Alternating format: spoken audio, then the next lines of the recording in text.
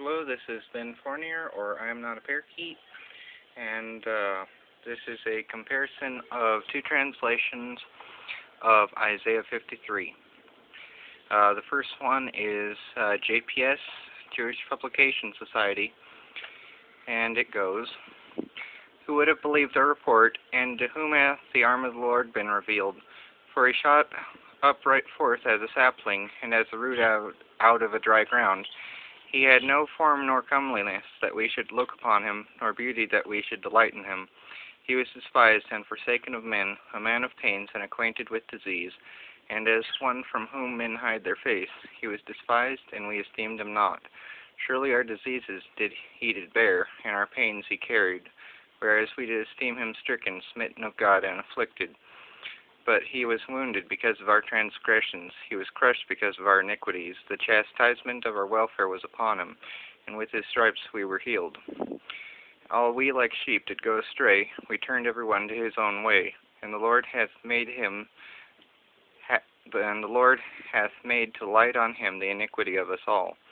He was oppressed, though he humbled himself and opened not his mouth, as a lamb that is led to the slaughter, and as a sheep that before her shearers is dumb. Yea, he opened not his mouth. By oppression and judgment he was taken away, and with his generation who did reason. For he was cut off out of the land of the living, for the transgression of my people, to whom the stroke was due. And they made his grave with the wicked, and with the rich his tomb, although he had done no violence, neither was any deceit in his mouth. Yet it pleased the Lord to crush him by disease, to see if his soul would offer itself in restitution, that he might see seed, prolong his days, and that the purpose of the Lord might prosper by his hand. Of the travail of his soul he shall see to the full, even my servant, who by his knowledge did justify the righteous one to many, and their iniquities he did bear. Therefore I will divide him a portion among the great. He shall divide the spoil with the mighty, because he bared his soul unto death, and was numbered with the transgressors. Yet he bore the sin of many, and made intercession for the transgressors." That was the Jewish Publication Society.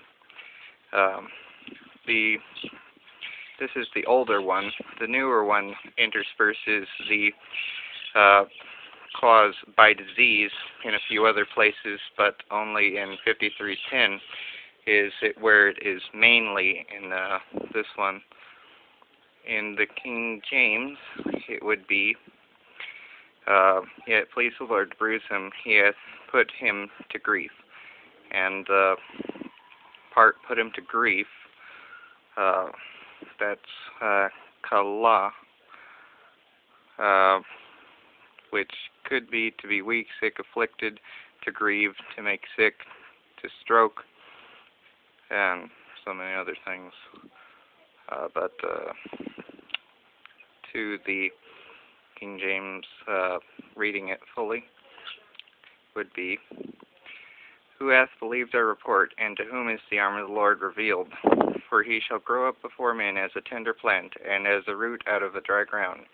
He hath no form nor comeliness, and when we shall see him, there is no beauty that we should desire him. He is despised and rejected of men, a man of sorrows and acquainted with grief. And we hid as it were our faces from him. He was despised, and we esteemed him not. Surely he hath borne our griefs, and carried our sorrows. Yet we did esteem him stricken, smitten of God, and afflicted. But he was wounded for our transgressions, he was bruised for our iniquities. The chastisement of our peace was upon him, and with his stripes we are healed. All we like sheep have gone astray. We have turned every one to his own way, and the Lord hath laid on him the iniquity of us all. He was oppressed, and he was afflicted, yet he opened not his mouth. He is brought as a lamb to the slaughter, and as a sheep before her shearers is dumb, so he openeth not his mouth. He was taken from prison and from judgment, and who shall declare his generation? For he was cut off out of the land of the living. For the transgression of my people he was stricken. And he made his grave with the wicked, and with the rich in his death. Because he had done no violence, neither was any deceit in his mouth. Yet it pleased the Lord to bruise him. He hath put him to grief. When thou shalt make his soul an offering for sin, he shall see his seed, he shall prolong his days, and the pleasure of the Lord shall prosper in his hand. He shall see the travail of his soul, and shall be satisfied. By his knowledge shall my righteous servant justify many, for he shall bear their iniquities. Therefore I will divide him a portion with the great. He shall divide the spoil with the strong, because he has poured out his soul unto death. And he was numbered with the transgressors, and he bare the sin of many, and the intercession for the transgressors.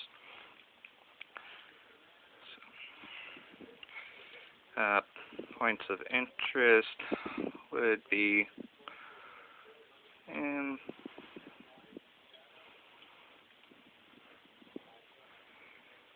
see.